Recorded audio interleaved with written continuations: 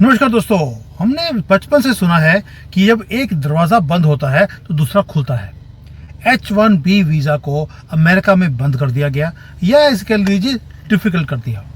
तो चाइना ने क्या किया, मौके पे फौदा या मौके पे चौका लगा दिया। उन्होंने अपना एक H1B वीज़ा उन्होंने इशू करना शुरू कर दिया है। उन्होंने पॉलिसी बना दी है 1 अक्टूबर से ये शुरू हो जाएगा।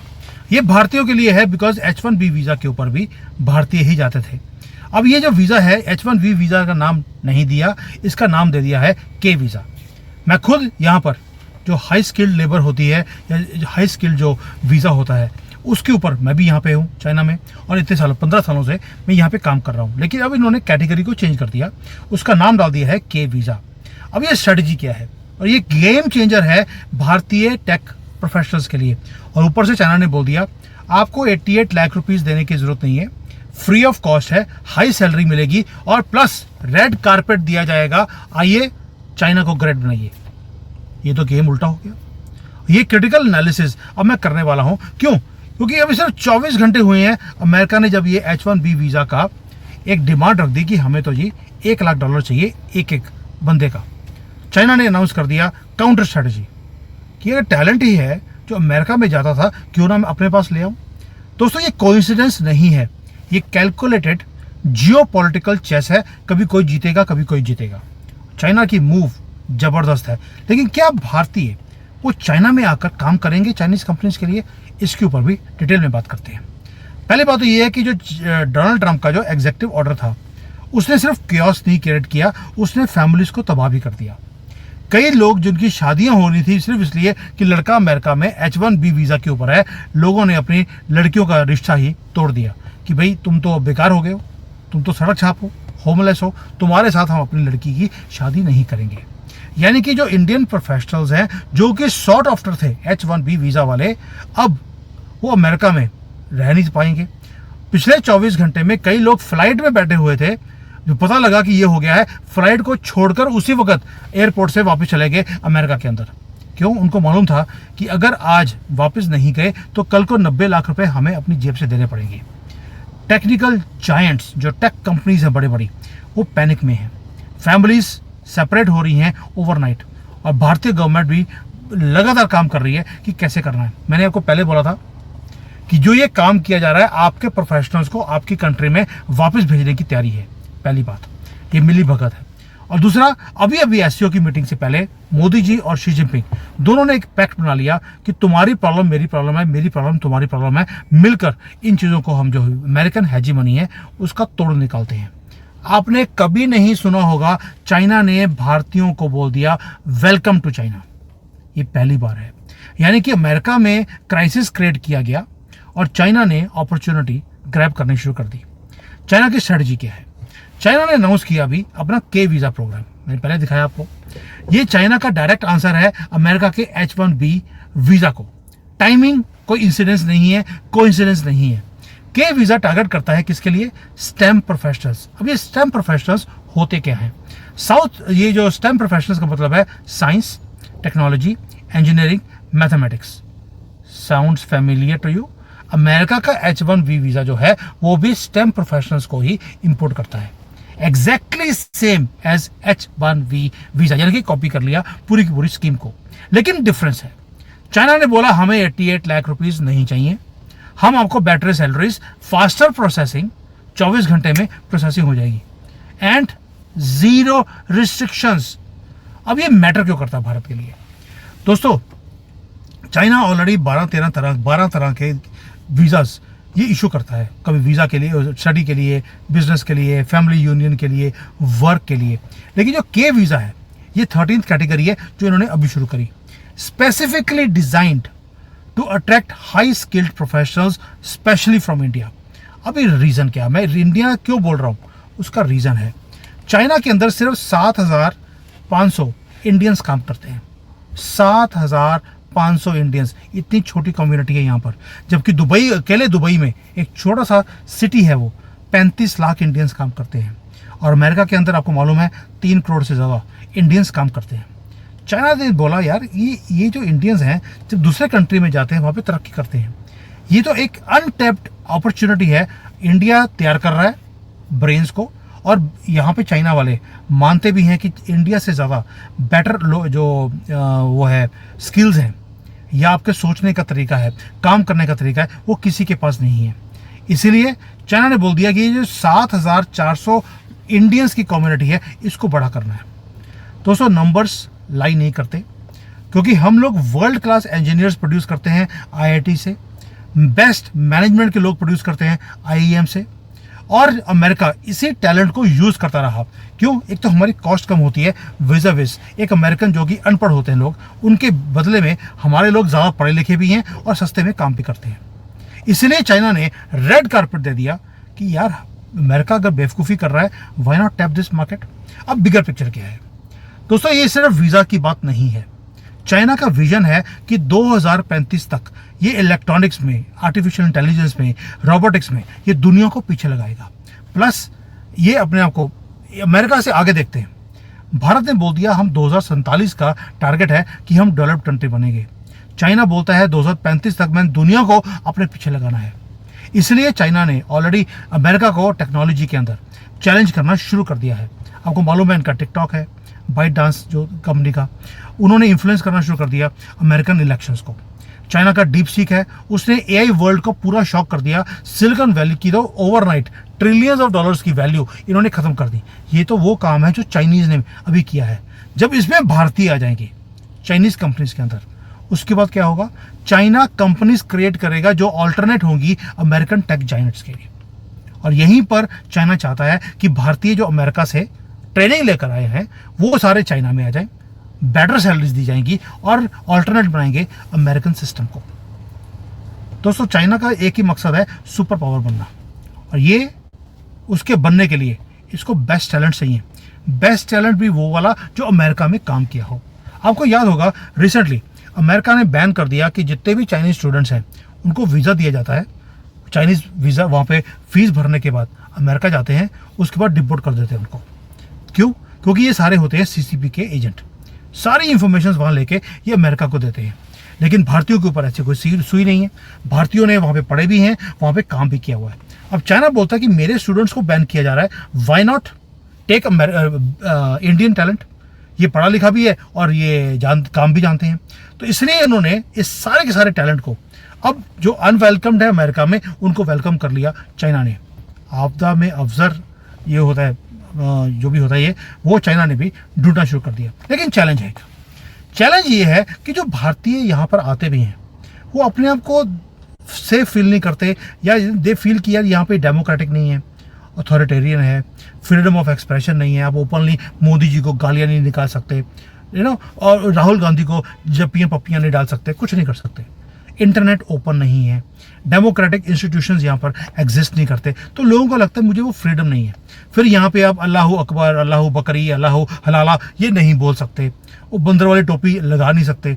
तो ये जो सारी चीज़ें हैं जिसके कारण लोग कई बार अनकंफर्टेबल फील करते हैं, क्योंकि चाइना बहुत डिफरेंटली ऑपरेट करता है। एक तो सिंगल पार्टी सिस्टम है, हर चीज़ कंट्रोल्ड है, फिर सोशल मीडिया का एक्सेस नहीं है। अब कईयों को तो आदत है, वो फेसबुक और ट्विटर के बिना रह नहीं सकते, तो उनको थोड़ा सा लगता है कि भाई यहाँ पे काम कैसे करेंगे। लेकिन कई बार क्या होता है, आपको भी मालूम है कि जो भारतीय हैं वो कहीं भी जाएंगे उनको फ़र्क नहीं पड़ता। अगर काम अच्छा होगा, अच्छे पैसे मिलते होंगे, तो वो दूसरे कंट्री में जाकर काम कर लेते हैं। चाइना के जो सिस्टम है थोड़ा अथॉरिटेरियन ज़रूर है, लेकिन यहाँ पर क्या भारतीय आएंगे? मुझे लगता है कि जितनी ऑफर करने वाले हैं ऑफर सैलरीज, भारत से डबल ट्रिपल से ज़्यादा सैलरीज होंगी, भारतीय आएंगे ही आएंगे। और जो ये लो नंबर्स हैं इंडियंस के करंटली चाइना के अंदर, ये सजेस्ट करता भी है कि जो कल्चरल है, पॉलिटिकल डिफरेंसेस हैं, इसके कारण कई बार हम लोग यहाँ पे आना पसंद नहीं करते। लेकिन जब सैलरीज बड़े यहाँ पर दी जाएंगी, and believe me salaries are very very good in China, भारतीय आएंगे। और ये जो बैक ट्रैक है जो अमेरिका ने किया H1B वीज़ा को, पहले तो उन्होंने बोल दिया क्या कि भाई हर साल आपको 88 लाख रुपीस देने पड़ेंगे, और उसके बाद अब यू टर्न करना पड़ रहा है। जो एनुअल फीस था उसको वन टाइम बोल दिया गया है। और ये भी बोल दिया कि जो एग्जिस्टिंग वीज़ा होल्डर्स हैं उनको फीस देने की ज़रूरत नहीं है। ये क्यों बोलना पड़ा? ये डैमेज कंट्रोल था जो अमेरिकन प्रेसिडेंट ने किया, उसके बाद उनकी टीम को बोलना पड़ा कि नहीं, ये ऐसा नहीं है। लेकिन डैमेज हो चुका था। जो ट्रस्ट है अमेरिका के ऊपर वो भारतीयों का टूट चुका है और इंडियन प्रोफेशनल्स अब अमेरिका से बाहर निकलने की कोशिश कर रहे हैं। अब बाहर निकलेंगे तो जाएंगे कहाँ? कनाडा ऑलरेडी ओवर क्राउडेड है, ऑस्ट्रेलिया में इतनी ज़रूरत नहीं है, यूरोप के अंदर आपको मालूम है उनको इंसानों से नहीं, उनको सूअरों से प्यार है, तो जाएंगे कहाँ? भारत में अभी अपॉर्चुनिटीज़ क्रिएट हो रही हैं एंड सो कहीं भी वी आर नॉट वेलकम्ड। ये भारतीयों को समझ आ गया कि अमेरिका हमारा फ्यूचर नहीं हो सकता, ये कभी भी पॉलिसी चेंज कर सकते हैं अपने फ़ायदे के लिए। इसलिए जो अब ये जो कंपटीशन है दुनिया के अंदर वो बढ़ता जा रहा है। प्रोफेशनल्स चाहिए, आईटी प्रोफेशनल्स, लेकिन जिनके पास स्पेशलाइजेशन हो। अब देखिए आर्टिफिशियल इंटेलिजेंस है, उसने ऑलरेडी जो जॉब्स है अमेरिका के वो खा लिए। अब कोडिंग के लिए आपको बंदे की जरूरत नहीं है, आर्टिफिशियल इंटेलिजेंस कोडिंग का काम वो कर लेती है। टेक कंपनीज हैं वो थाउजेंड्स एंड थाउजेंड्स ऑफ लोगों को ऑलरेडी बाहर निकाल रहे हैं, यानी कि H1B वीज़ा की आगे जाकर ज़रूरत भी पड़नी नहीं थी। इसीलिए अमेरिकन प्रेसिडेंट ने एक ही काम किया, रिस्ट्रिक्शंस लगा दिए ताकि अमेरिका के अंदर जो थोड़े बहुत बचे कुछ जॉब्स हैं वो बच सके। Now most of the jobs जो पहले इंडियंस करते थे वो अब AI वो वहाँ पे कर रहा है। अब आते हैं, जब AI आ गया तो क्या सारे लोग बेकार हो जाएंगे? नहीं, उसके कारण नई अपॉर्चुनिटीज़ भी आएंगी। कंट्रीज जो मास्टर कर रही हैं AI को, जैसे अभी अभी हमने ऑपरेशन सिंदूर में जो सारा ऑपरेशन किया, आपने कभी सोचा है कि वहाँ से ड्रोन आया तो ड्रोन को ड्रोन से मारा, अगर प्लेन आया तो ब्रह्मोस से मारा, अगर उनकी कोई मिसाइल आई तो आकाश सिस्टम से ख़त्म किया। लेकिन ये सारा कुछ AI ने खुद डिसाइड किया कौन सी चीज़ को किससे ख़त्म करना है। अब बहुत कम पैसों में हमने पाकिस्तान की वाट लगा के रख दी। ये AI का कमाल था। यानी कि आगे जाकर जो कंट्रीज मास्टर करेंगी AI को वो डोमिनेट करेंगी अगले 30, 35, 50 साल के लिए। चाइना इस बात को अंडरस्टैंड करता है, तभी उन्होंने बोला कि भारत के जो टेक टैलेंट है इसको इन्वाइट करो। अभी ये दुखी हैं, अभी ये अपॉर्चुनिटीज़ ढूंढ रहे हैं, दुनिया में इनको कहीं अपॉर्चुनिटी दिखाई दे नहीं रही, क्यों ना चाइना का रास्ता खोल दिया जाए। अब ये मैटर क्यों करता है भारतीय प्रोफेशनल्स के लिए? दोस्तों पहली बात तो ये है, अब आपकी ज़रूरत दुनिया को है। अमेरिका ने बोल दिया कि हम भी आपको लेंगे, लेकिन जो प्रीमियम पे करना पड़ेगा आपके लिए 88-90 लाख रुपये साल के देकर आपको लेंगे। यानी कि आपका जो हाईएस्ट ब्रांड्स हैं भारत के वो अमेरिका ले जाएगा। उसके बाद Tier 2 जिसको बोलते हैं हम लोग, वो चाइना ले जाएगा एट बेटर टर्म्स।